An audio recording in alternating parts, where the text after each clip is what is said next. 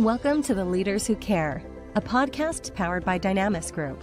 We are here to give the stage and support to those committed to create a positive and lasting impact, way beyond the profits and margins, the leaders of the world who care for others and serve a bigger purpose. Join us on the journey of creating a better, more caring world. And now to your host, Marian Temelkov.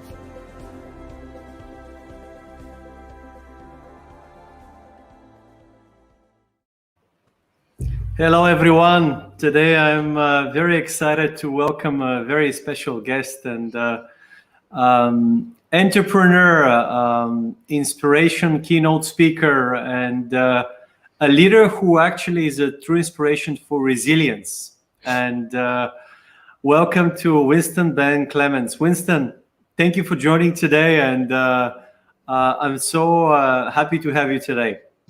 Yeah, thank you so much for the invitation. I've been looking forward to this. Winston, there's so many questions I wanted to ask you, and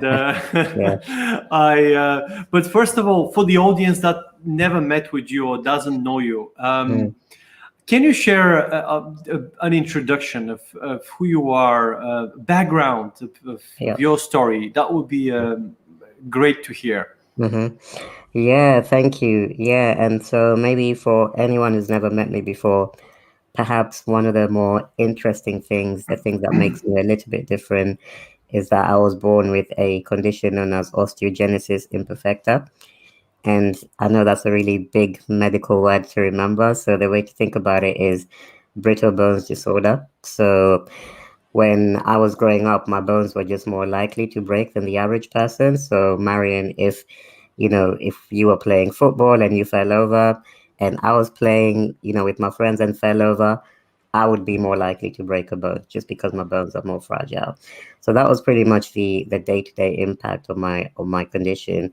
And I think we worked out that by the age of 12, I'd probably fractured over 150 times, which is an average of like one a month, although they didn't happen, in equal spread.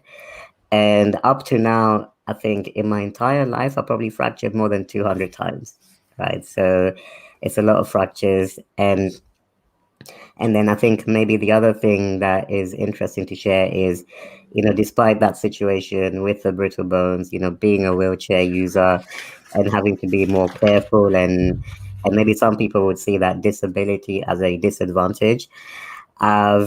I've been really fortunate to be able to make some progress in life, to live my purpose, to do some of the things that I enjoy, and to spread a positive message through the keynote speaking. I've got my own podcast as well, and just sharing lessons of resilience, lessons of creating a world that is more inclusive, to give an opportunity and the tools for others to thrive in the same way I have. So, I mean, there's a lot more stuff. There's career stuff, there's business stuff, but I'm sure we'll have lots of opportunities to touch on those later.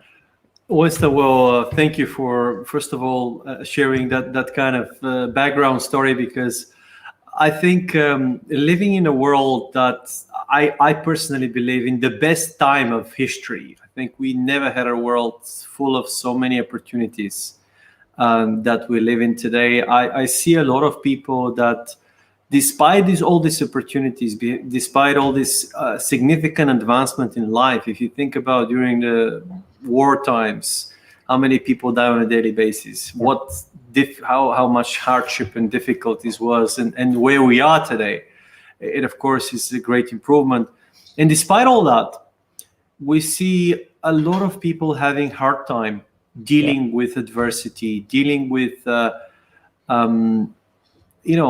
overcoming difficult moments, tragedy, and personal well-being, especially in these times with Corona. It's been particularly difficult. So I'm so happy to hear your story, because it's an inspiration. If you told me you fractured 200 times in your life, I mean, I haven't done it even once. So Don't try.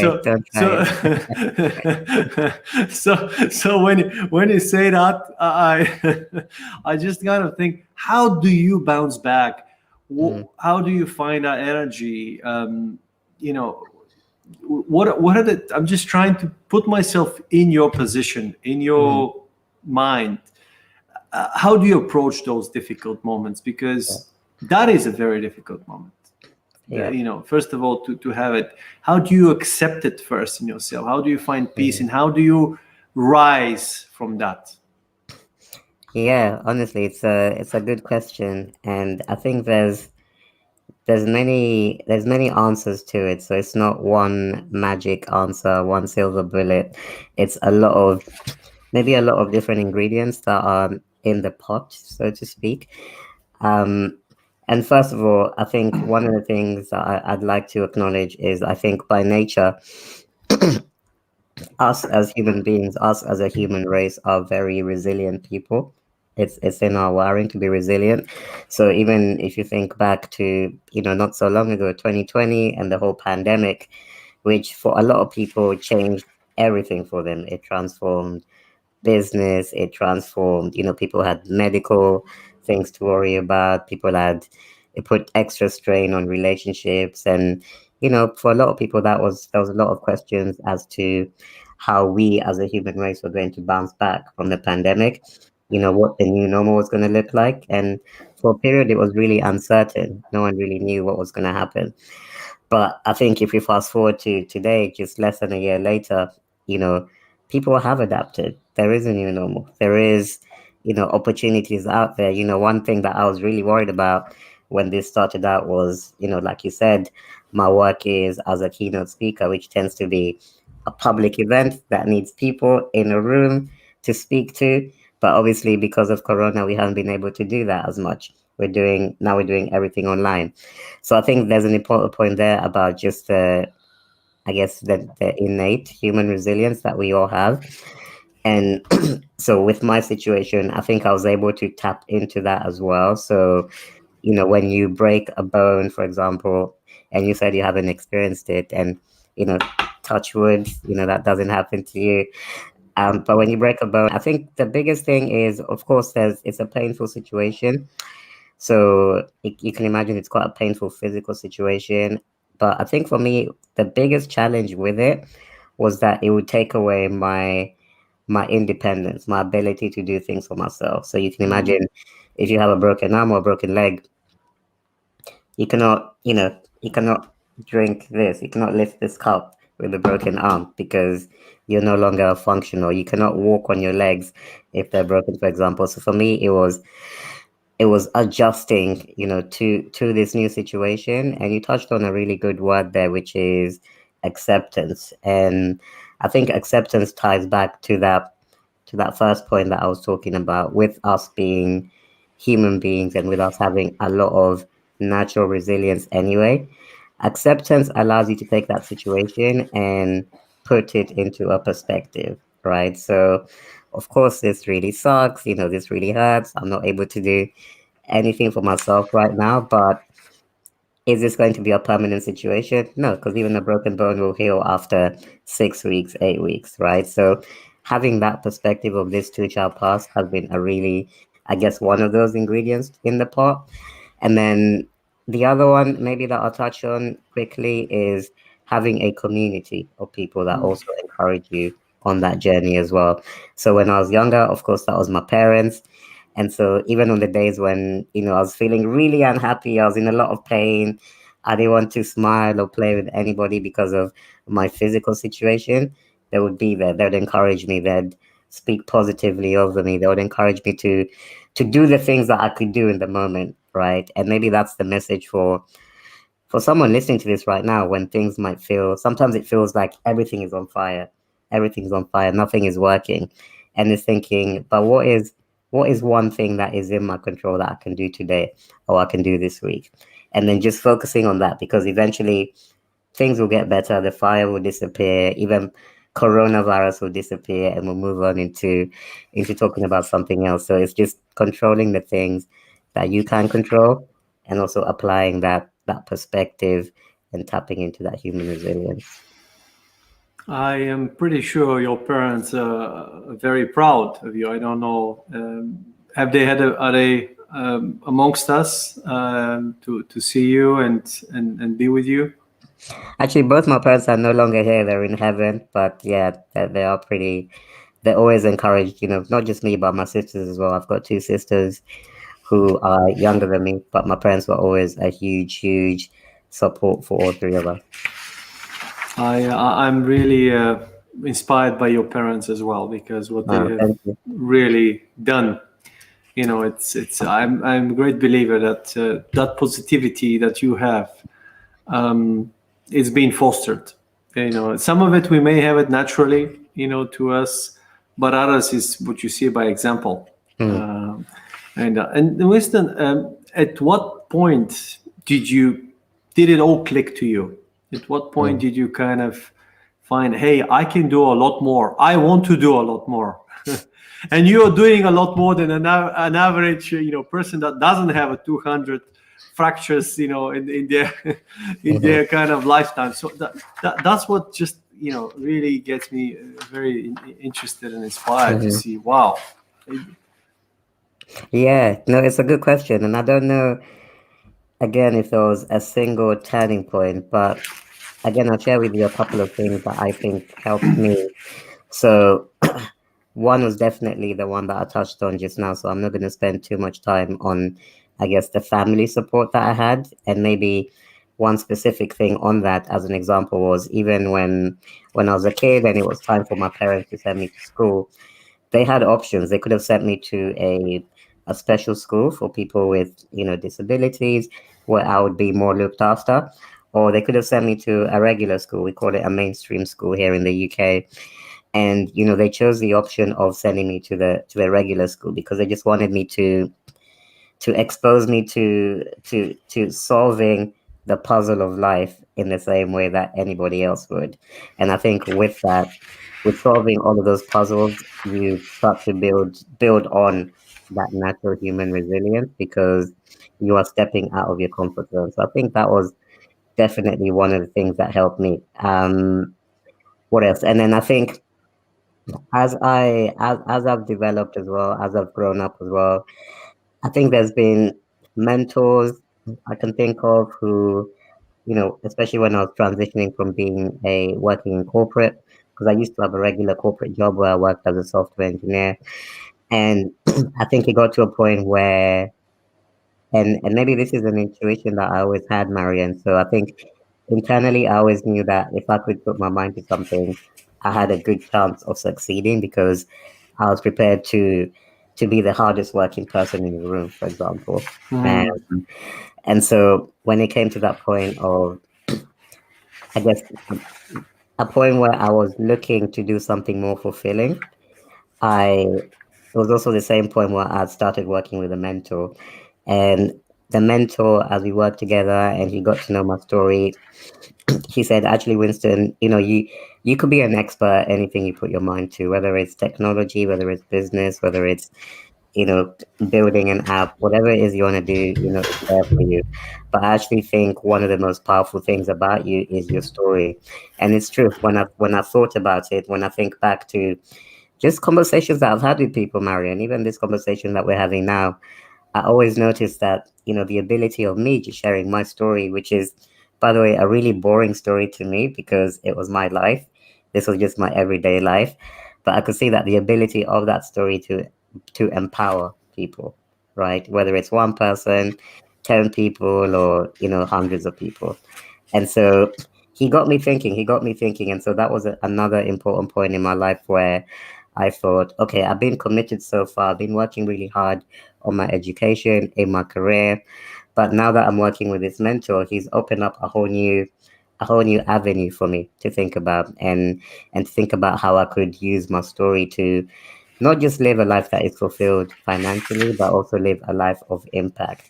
So I would say those are some of the ingredients, meeting people at the right time, putting myself out of that comfort zone, and then just being prepared to be the hardest working person in the room. Because I think particularly with my background, with a disability and maybe not having the advantages that most people have, I always knew I had to try that little bit harder. And I think as I got used to that, it actually paid off for me in the long term. Wow.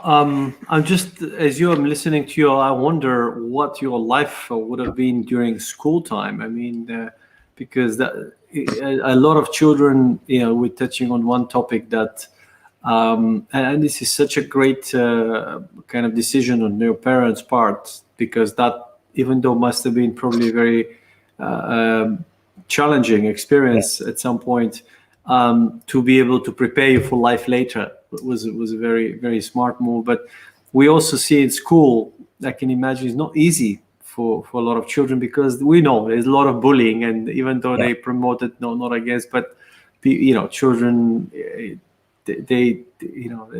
happens, quite often. So tell us, how did you cope with, school, mainstream school, with your condition, and what are the most challenging moments you had that basically helped you to overcome? Yeah, it's a good question. And I think one of the things that, again, really helped me with that was my own upbringing at home. So at home, like I mentioned, I've got two sisters who are younger than me. They are perfectly able-bodied. They don't have any disabilities at all. And, it would have been, I can imagine, let me not speak for them, but I can imagine it would have been very tempting for my parents to pay special attention to the child with disabilities, to look after him more, to protect him more, to maybe not even punish him when he's naughty or doesn't behave himself at school. All of these things were probably things that crossed their mind. But actually, the way they raised us is they raised us exactly the same. So when I was naughty, when I was bad at school, I had the same punishments. I had my toys taken away. I was grounded. So there wasn't a special avenue for Winston and then another avenue for everybody else. And I think the reason why I bring that up, Marian, is because that also added an extra layer of resilience to me, so that when I arrived at school, I was not expecting to be treated special, whether it's by the teachers, by the students, my classmates, anything like that. I was just expecting to have to go there and leave my mark in my own way. And I think one thing that I've always known that I had on my side was my ability to connect with and to win people over. So I may not have the ability to, the physical ability to, I don't know, to play football or to fight or to do something that requires a lot of strength, physical strength or physical agility. But I knew that my mindset and my mental strength and my personality were my secret weapons. And so, even when I arrived at school, I was going there with a mindset of, I'm just going to make lots of friends and I'm going to be the most popular kid in this school, right? And I knew that was something that came to me naturally. So, there were, of course, situations where, because kids are kids, right? And I feel like when we talk about bullying, which is a very serious topic, by the way, there is, sometimes it's a bit of it's a challenging conversation, because kids often, in my experience, let me speak from my experience, they come from a place of curiosity. Of course, there are always negative people with malicious biases, malicious ideas, sorry. But kids generally come from a place of, I'm curious, I want to understand. And so when people would come to me when I was younger, ask me questions about me, my health, why are you so small? Why are you in a wheelchair? Why are you always breaking your bones? All of these things. For me, the natural thing to do, because I saw this as another way of us getting to know each other, was just to share the truth. Like, hey, you know what? This is the situation I was born in. I'm a bit fragile. Sometimes my bones break easier. But, that doesn't stop me from having fun, from enjoying school just like you. And of course, I had my humor, which was my secret weapon. So very soon the conversation moved from talking about Winston's condition to us laughing and having fun and talking about, things that are more relatable for all of us. So I think for me, a big part of that was just unleashing my personality. And I think everyone on this call has an opportunity to do that, because it's thinking about what is that thing which is your secret weapon or your strength that you can lean into. For me, it wasn't my physicality. It was my humor and my mental strength. And so those are the things that I used. Well, this is such a great advice. first of all, to parents, the way they kind of upbring their children, but also to children, even to when they're at school, how to deal with adversity. As you say, stay true to your strengths. And I think you were kind of very clear quite early on what they are in that, and that's certainly made a profound difference and helped you a lot.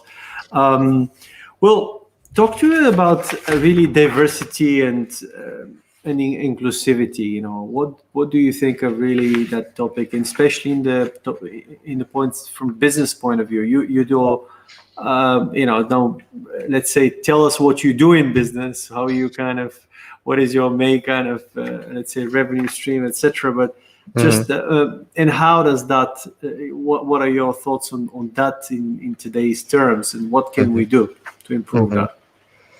Yeah, it's a big topic, and I think one thing to acknowledge is that, and maybe I'm speaking from a UK perspective, so apologies if there's an international audience here, but I think one thing that I feel where we've made progress is we're not where we were with diversity and inclusion, let's say, 20, 30 years ago, or even 10 years ago. I feel like there's been a lot of progress made, and there's a lot more awareness, and people are more prepared to have the hard conversations, because I think that's the challenge with this topic. You're dealing with conversations about, like I was saying before we came online, conversations about things like racism, right? These are heavy topics.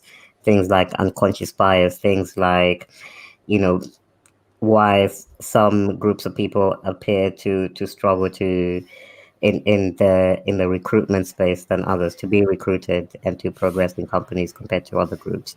So these are all really, really heavy topics, because they can trigger quite an emotive response from people, particularly those who feel marginalized by the way things are at the moment. So I think that's where my passion for this topic comes from, Marian. And it's not even to say that I've got all of the answers as to how we can be more diverse and more inclusive. But if there's one thing for me to leave a mark in this area, is to create a safe space where we're having more of those conversations, right? And particularly thinking about, I think it's been a topic that's come into the limelight again since last year, because we had the situation in America with George Floyd, which received a lot of media coverage, a lot of attention, but at the same time also created some division, because people were on different sides of the conversation.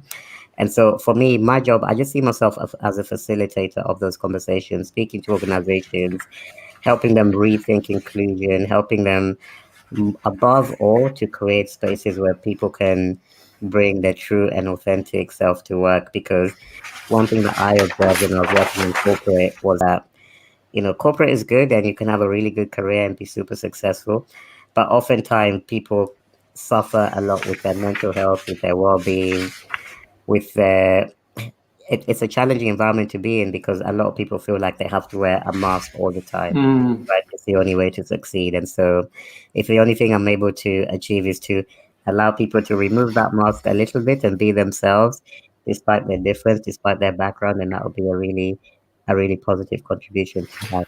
That's my also wish and belief as well, that people will not only take off their physical masks, after the corona, but also the imaginary ones, too. And thank you for doing that, Winston. Sincerely, that is, and it doesn't matter. It's just on diversity topic here, because clearly a lot of people are not accepted for their differences, and that's why they're having to wear a mask, because the environment has been such in many ways, so they've not been brave enough to open up, etc.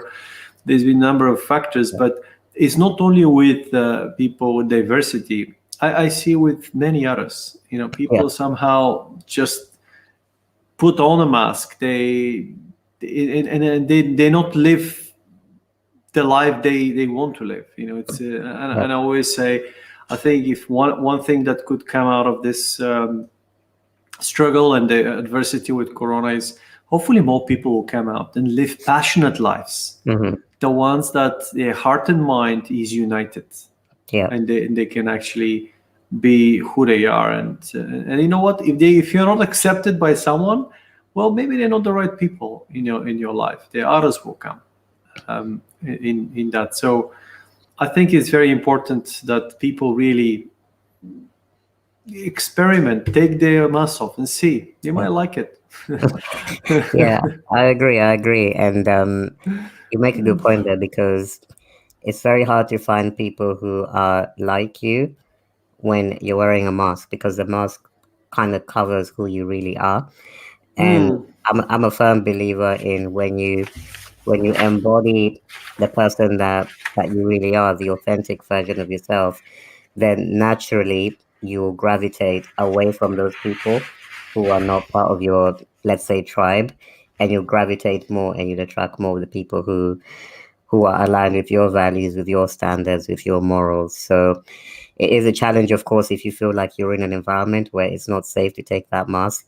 But I think that's where also today we just have a lot more information and a lot more data. So we have, for example, when I work with organizations, and this is common knowledge that more organizations are reporting on their metrics for hiring, how many people of diverse backgrounds are hiring. Because when we start to put data around things, we can then start to identify the problem and see where there's opportunities for growth and creating those safe spaces. You're famous for the quote, your limitations are an illusion. First of all, how did it came to you, this quote? Yeah, good question.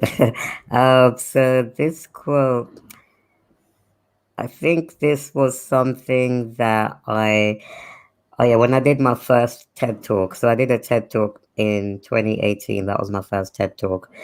And I was brainstorming I knew the talk was going to be based on my story and some of the big lessons that I've learned in my life. And so I was thinking, what would be a good title to kind of capture basically the essence of everything that I'm trying to say. And I remember I had a bit of a brainstorming session with my mentor at the time, who was one of the people who encouraged me to do that TED Talk. And we noticed that there was a pattern within my talk around limitations, overcoming limitations, reframing, all of these good ideas that we all hear from the personal development world. But limitation was definitely a key word. And so at the same time, I was also building my speaker website at the time. And I just remember being on my homepage as I was building this website and thinking, you know what, that homepage looks really good. And it's got a nice picture of me on a stage, and that looks amazing. But it feels like it could do with like a line, like a strap line or something like that, like a slogan. And so the only word I could think of initially was limitations, because that's what I'd been thinking about for the TED Talk. That's what I've been discussing with my mentor. And it was one of those, I don't know if you ever had this, Marian, one of those aha moments. And I can't remember if I was in having a shower or like driving my car. And then all of a sudden it just came to me, like, your limitations are an illusion. And it was one of those moments where I had to stop what I was doing, stop the car and get my phone and put it in my phone so that I don't forget. Because I've been meditating on this word limitation for such a long time. So many different ideas came to me, but as soon as that one flashed in my mind's eye, it just resonated so strongly. And so that became, if you go on my website, that is the slogan on my website even today. And that became one of the topics and one of the titles for my TED Talks, and one of the topics that I speak on a lot. Awesome. What are the limitations, that today the leaders of today are facing? What are the perceived limitations, rather? Yeah, good question. I think, and it depends again, because everything exists within a context. So I think leaders of today, I think we've reached a point, and maybe, this might be the maybe the good type of change that is going to happen after the pandemic. But I think we've reached a point where people have been forced to really take a step back and really, kind of going back to that conversation on, taking the mask off and being more authentic. I don't know about you, Marian, but previous to Corona, I was still having lots of meetings and lots of conversations with leaders from big companies, but it would typically be in an office on the 55th floor in a tall building in London, glass windows, very nice views, very nice coffee, and everything will be very polished, very formal, and we'd have these conversations, and we'd work together, and then that would be that. And then COVID happened, and so I still needed to have the same conversations with people, but now they were having these conversations, in their bedroom, in their dining table, with the kids running around, with the cat coming onto the computer screen, right? And so I think one of the things that's happened during this, which I think has been a positive byproduct of COVID, is that leaders, maybe they had this limitation or this idea that they had to embody a certain level of, you know, seriousness, or embody like a corporate energy, and felt like that was the best way to show leadership, to show authority, to show control. But actually, what I'm seeing and what I'm hearing from a lot of leaders is, actually they've been able to have conversations with, with people like me, with their employees, with their teams, in a much more authentic way, because we could be here having a one-to-one, and you might have a picture in the background of, I don't know, your dog, or, a trip that you took to Australia. And all of a sudden, there's new opportunities to have more organic conversations that are not work related. And so I feel like leaders are starting to tap into that opportunity to develop more bonds, and just embrace a way of leadership that embodies more caring and more kindness beyond, the job description, if that makes sense. I love it, and you're absolutely right. It is a great moment, to get to know, even each other beyond the corporate. I think when we really get to know each other, it's beyond, sometimes just our day to day, what we actually do, who we perceive to be, because we all have our strengths and weaknesses. Yeah. And when people get to know you better and you're okay with that, your authenticity shines. You don't have to pretend anything. It doesn't mean you're not powerful or influential in that sense, but Yeah. it's basically that strength. And how do you view the care culture, Winston? You mentioned that that's a positive, really. We're seeing a positive, really, impact and in today's with today's leaders. But what do you think we can do more, and what are your thoughts on the care culture? Mm-hmm. Yeah. So, I mean, there's definitely. I feel like we're only at the beginning of it, if anything. Or let me say, I feel like there's still so much room to grow in terms of embodying a care culture, and actually kind of relating it back to what I was saying again about the masks. These situations that we found ourselves in because of COVID, because of having to work virtually, and seeing, I guess, more of each other than we would previously, has also created a space where it's easier for us to accept each other and take that mask off, because I think maybe prior to COVID, there was that very clear difference between, who Winston is at work and who Winston is outside of work. But since that COVID situation, that line has become blurred. And for me, that is a good thing, and is an important aspect of that care culture. I think my concern, Marian, is, as the world begins, as the pandemic continues to be stabilized, and as the world begins to open up again, I wouldn't want to go back to that place where we were, where everything was so, everything was put in all of these boxes. So you have the corporate box, and then you have the social box and all of these things. And so I think a good way, and one of the practical things that I've seen organizations continue to do is, just creating spaces to have those informal conversations. So thinking about one organization in particular who they do something they call I think they call it a coffee roulette, for example. So, and this coffee roulette would be where it's almost like a coffee lottery almost. And so it would run I think they do it every 2 weeks or something like that. And so people would just get paired up randomly to have a coffee, right? People who are across departments, across teams, across different, parts of the organization, they would get paired up to have at the moment, it's a virtual coffee, just for half an hour. You can talk about anything that you want, preferably not talk about work. And for me, these are the practical, it's a very simple thing to do, but these are the types of practical initiatives that we need to take forward even after COVID in order to enhance that care culture, right? So how can we create those opportunities to understand all of those different layers of each other, whether it's in the virtual world or in the physical world? And I think a big part of that is just creating more touch points for people to get to know each other and see each other from different perspectives, and connect also with people who are not like you, people who are not like Winston, people who are not like Marian, and hear a different perspective, because that again raises your empathy, your understanding, and contributes to that care culture.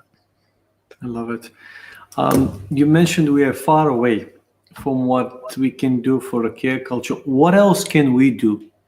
What do you think, if you're in a situation where you can influence a lot of leaders in companies, which you are already doing, but what is your kind of dream vision? What's your dream?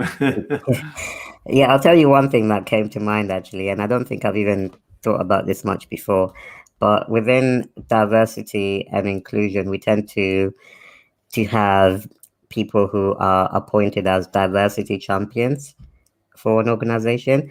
So these are the people who are, who really believe in this idea of building diversity, building inclusive cultures. And typically in a big organization or in any organization, you have one or two people from each department. They will meet up regularly and they will continually strategize on different ways to enhance the diversity agenda and things that the organization can continue to work on and be held accountable to. So what I was thinking as you were asking that question was, what if we had something like care ambassadors, right? Or care champions, where in the same way, like we talked about, diversity champions are there to embody and enhance diversity.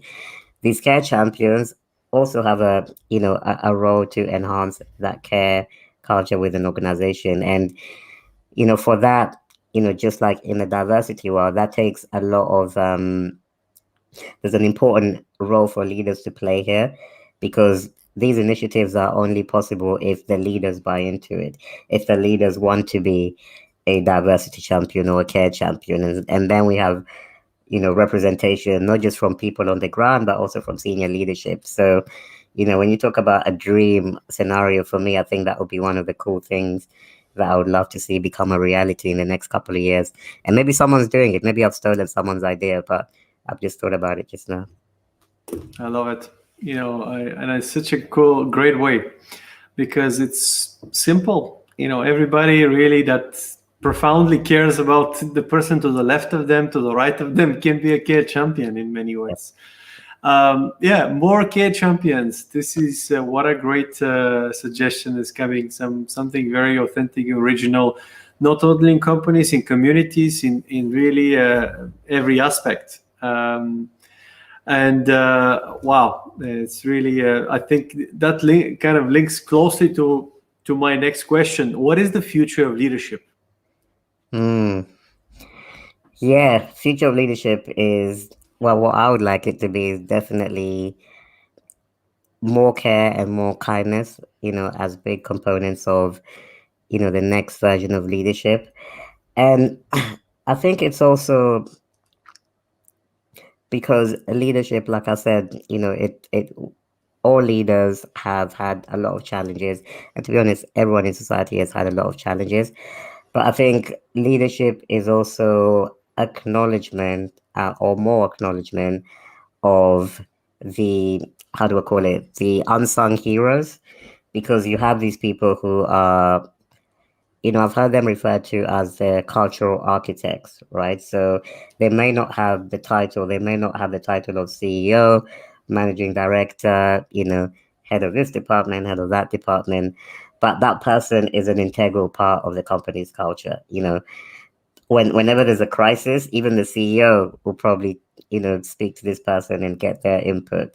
And I think the next level, leadership 2.0, if I can call it that, should look like, empowering those people who are the cultural architects, who are the unsung heroes, to really continue to embody those values and to impact organizations in a positive way, and to appreciate them as well.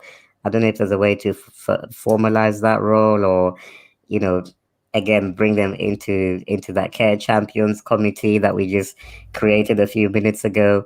But for me, definitely, those unsung heroes are they're definitely heroes, because they're the ones who've got a lot of Absolutely. organizations, a lot of families, a lot of teams through this period of COVID. Love it. It's exactly, we basically have several key roles. We spoke about leadership 2.0. Now we are on to the next one, leadership 3.0. Well, what else can we do? Created a whole new organization with job titles, job description. I think it's what you're sharing, and what we are really thinking here is absolutely. I kind of agree that if you think about those organization where there was somebody that was like a glue that made it all stick. Yeah. They have existed, but somehow probably not seen or identified or is empowered often in that sense. But I think more, if we give more freedom, more empowerment to those, and recognizing them as well, starting with that, recognizing, then moving to what else can we do. I think I truly believe that we can unleash significant potential and improve productivity, improve well-being, improve what I'm very passionate about is when I talk about wealth, and how do we create that abundance, for me, when wealth is abundance in everything, every category, anything you desire, anything desirable. And I think companies can be a great catalyst and to provide that for the employees, because you don't have to compromise. Why should just have money and not have a great family life? Why you should have great family but not have financial resources or not a good health? You should not. You can have it all. And I think companies can provide that safe space. I think you said something very important here.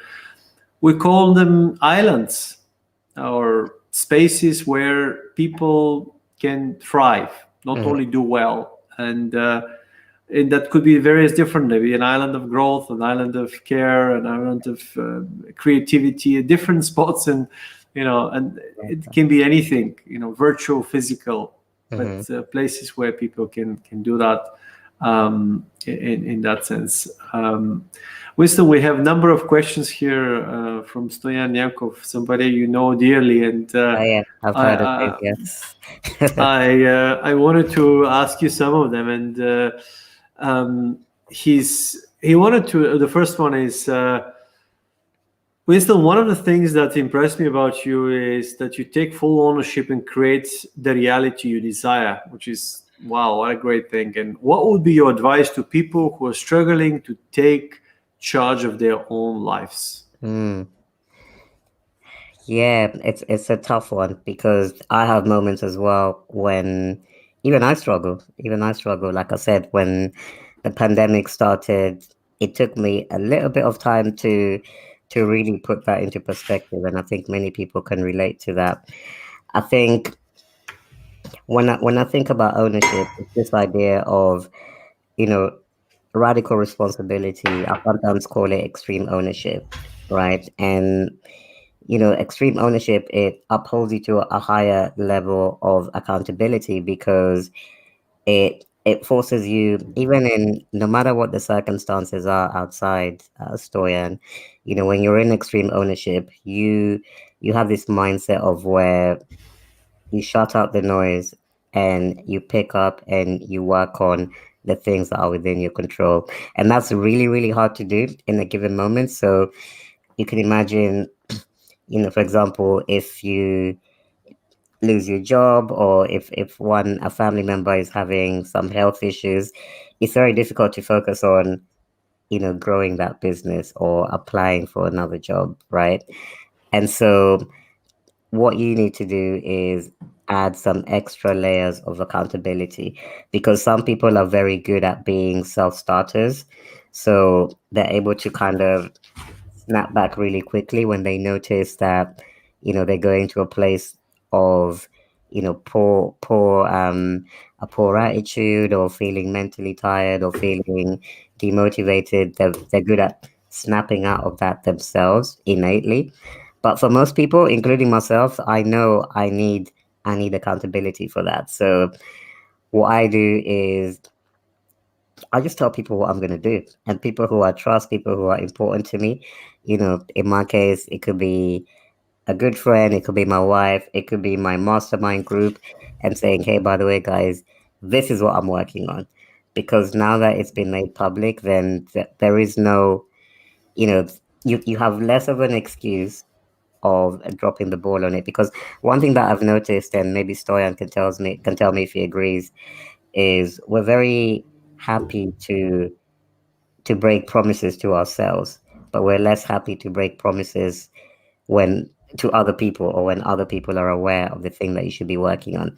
So for me, yes, if you think you're a great self-starter, I know people who get up every morning 4 a.m. and they just go to the gym every day, 7 days a week. And then I know other people who they go to the gym every day, but they can only go with a friend. If the friend doesn't show up, they're probably not going to go to the gym. And so it's thinking, which one of those two people are you, right? If you need a friend, then definitely create that community around your idea, around your purpose. But if you're a self-starter, then for you, it's just having a plan and thinking about what are some good milestones to allow you to keep moving, even in a difficult time. So hopefully that helps, Toya. Amazing. Thank you for sharing. That's such a great inspiration. And just as you were mentioning, you're sharing with your closest and your friends, your wife. I understand that you recently got married. Yeah, well, 6 months ago ish, about almost 7 months. Yes. Well, congratulations, first of all, Thank Winston. you. And how did that happen? How did you meet with your wife? Oh gosh, yeah. So we met at an event. Actually, it was an event for entrepreneurs, just a networking event, and we did not know each other before that. I was attending in the audience. She was also attending in the audience, and afterwards we kind of, I don't even think we spoke, but we later, after the event, we found each other on Facebook, and it was one of those situations of, oh yeah, I remember you from the event the other day. And so I'll give you the short version of the story. So we kind of built up a friendship initially, online on Facebook, and then we realized actually we had a lot in common because I was building up my speaking business. My wife is also a speaker and a coach as well. So we had a lot of synergy in our missions, in our purpose. And so we started, I guess, developing a closer bond as friends, sharing ideas. We hosted an event together, a mastermind. I actually remember sharing with Stoyan when I was brainstorming the idea for the mastermind with my wife. And yeah, and then just kind of fast forwarding, after running that event together, the mastermind event together, I think it was the first time when we saw each other in maybe a different light, because up to there we'd kind of been people who met at an event, and then friends, friends, friends, business partners, launched an event, and then I think after the event, I don't know what it was, Marian, but something just changed. Maybe it's that energy of being, creating something together that allowed us to spend so much time together and really get to know each other. And so that was the first time we had a conversation about, dating and being more than friends, being romantically involved with each other. And so that's kind of how we met, and then kind of how we evolved from business to a relationship. And then 6 months later, 6 or 7 months later, we were married. So we got married last year in August, actually in the middle of a pandemic. It was only a small wedding here in the UK, but it was amazing. We had both our families here, and yeah, got to enjoy a small celebration. And now we live together in London. We're expecting to move to the US later this year as well. So there's a lot of exciting things that we're working on together, in our own businesses and as a partnership. I love it. It shows that what a beautiful story.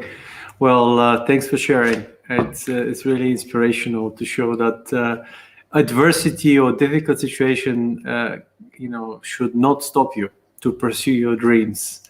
And I just love how it happened. It was so natural. Yeah. It wasn't something that you have to. Now I need to find someone. It just happened, and that's great. Came out of friendship. So yeah, cherish and value close friendships. Indeed, they could be something very special there as well. And we have there's so many other questions here, but there's one more I wanted to share here with Stoyan, and this is you shared once that people should stop playing the victim Olympics. What do you mean by that? Could you elaborate?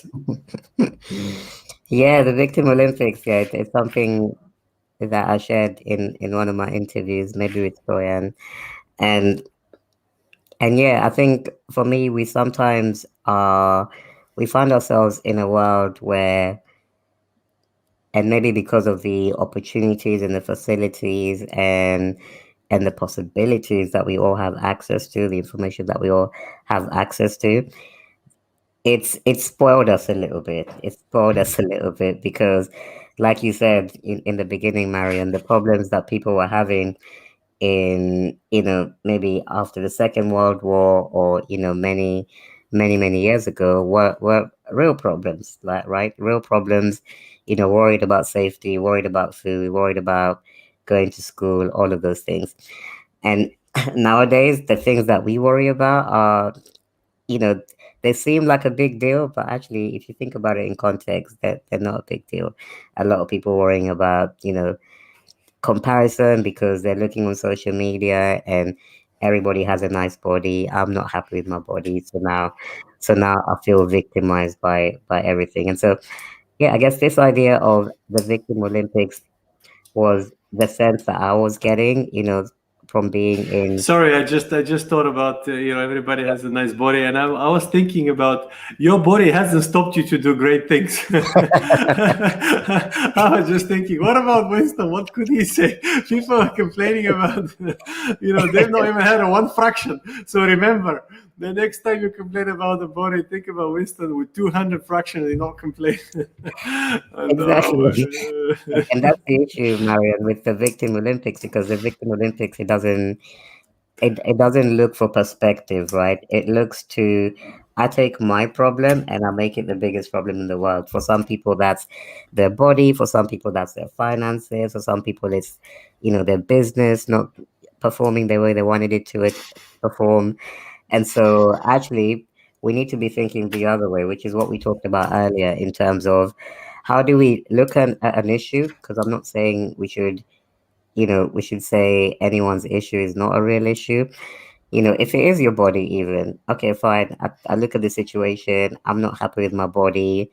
I could make it the biggest issue in the world and let it affect me, my motivation, my mental health, let myself go. Or I could flip it around and look at the perspective. What are the things that I need to do?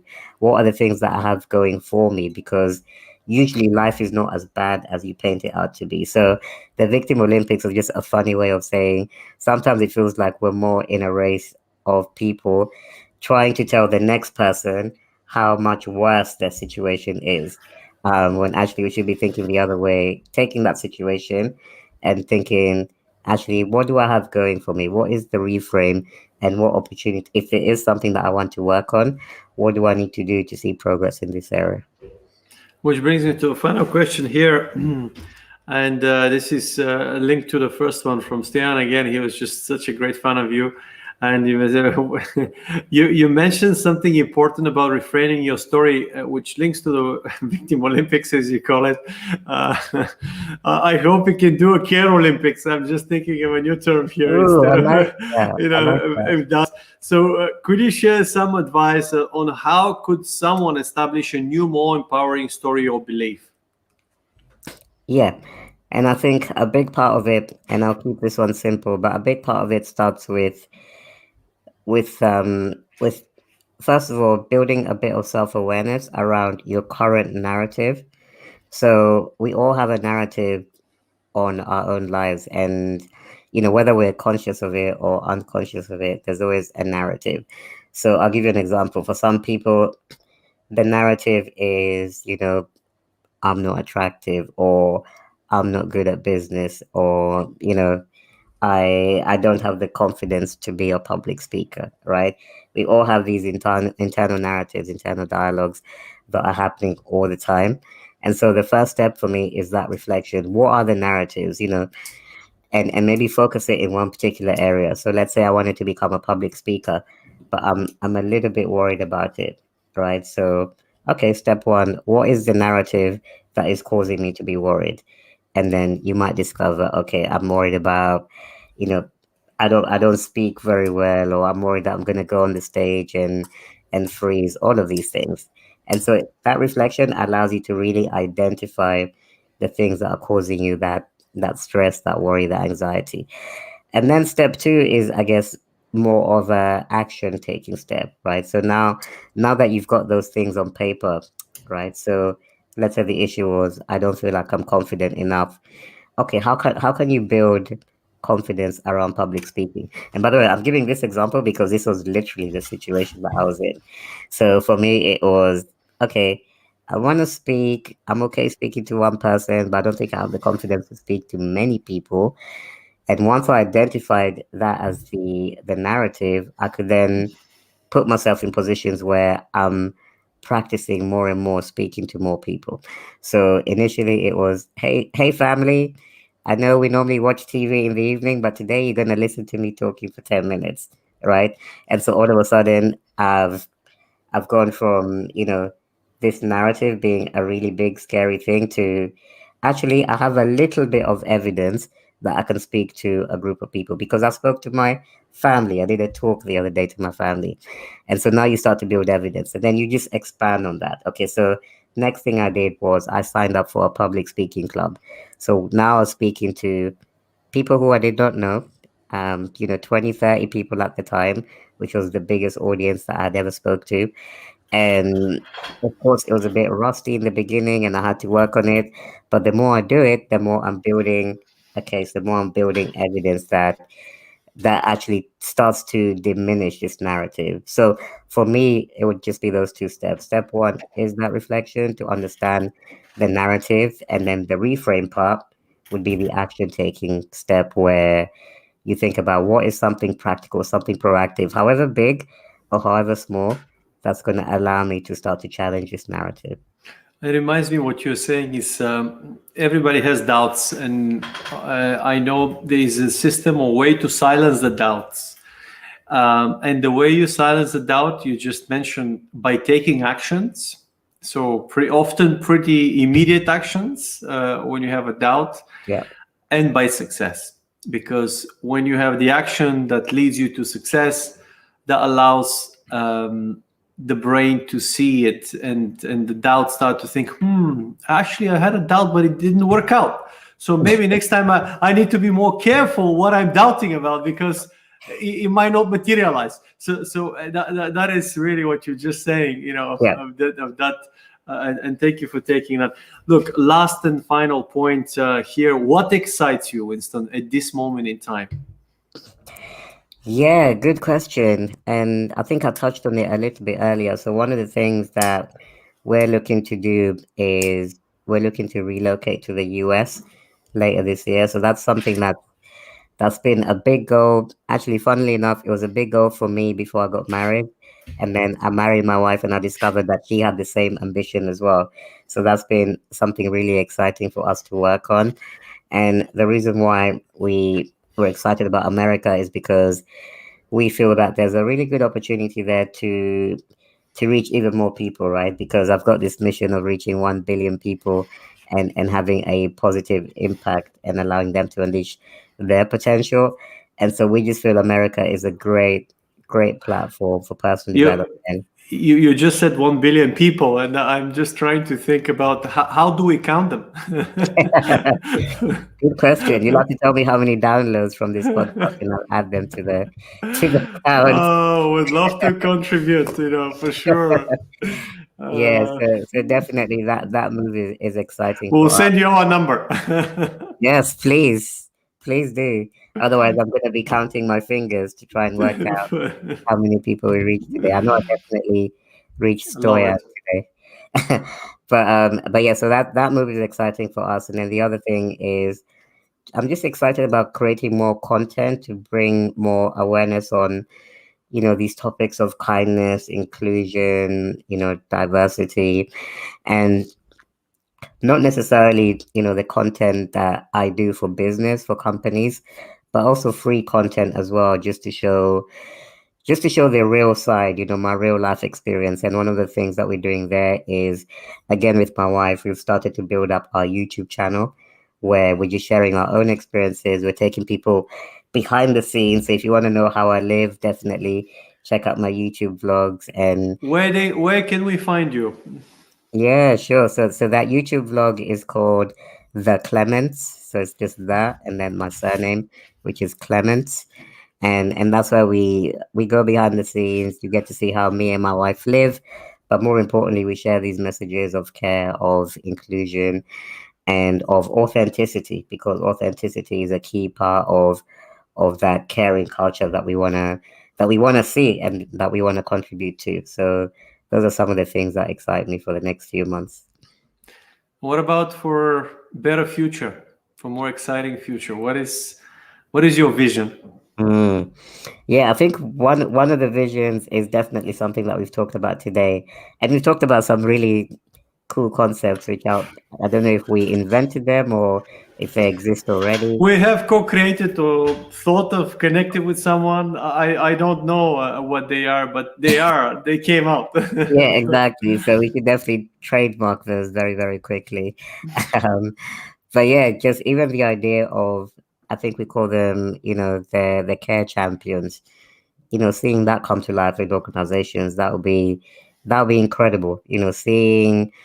Seeing more examples of leaders being vulnerable and authentic, right? For me, that is really cool and exciting as well, Uh, because I feel like I touched on earlier, COVID has given us all permission to be our true selves, and hopefully we'll see some more leaders taking off that mask, because when they do it, then everyone else feels a lot more relaxed in following the example as well. how about we organize to embody that and share these best practices and stories about care from around the world? We create and kind of support the Care Olympics, where the Mm. whole world can actually come in and join from every single point of the world to share how do they care. Any act I of love that. kindness counts. I love that. Anything, and we can do it virtual. We're not restricted by a physical location or place. And yeah, why not? And we can spread the good, because the people can see from around the world how others do it, and that can create inspiration and touch others. And hopefully that can help and connect to your target of 1 billion people. So you know, I think then we can count a bit more downloads. No, I love the idea of the Care Olympics, and yeah, just the idea, because even if you think about the Olympics, one of the maybe the big things about the Olympics is that the Olympics is very diverse, right? it's open to people from, like you said, all countries, all territories, but there's also a range of sports that are represented, right? There's a range of abilities that are represented. You even have the Paralympics as well for people with different abilities. So I really like that as a concept for care, in that, you just coming into this from a perspective of, contributing in your own way, right? You don't have to be a CEO of a big company and have a lot of influence and a lot of power. You could just be any man, any woman who wants to embody care, who wants to embody kindness, and you definitely be welcome in our Olympics. I love that idea, Marian. Well, you're officially, part of it already. So, we'll I talk would about want you it. to be in the Olympics, so thank you for the opportunity. Winston, thank you very much, sincerely, for this energizing and caring, really, episode, for sharing who you are. And I can certainly validate you have a great power and weapon to, in a positive way, to create and spread a lot of goodness and fun. People need more of that. Mhm. So, keep doing what you're doing. And thank you so much for joining today. No, thank you for having me, and I look forward to coming back and exploring those Care Olympics further another time. Well, absolutely. And we certainly, something amazing came out of this. Thank you, Marian. Thank you.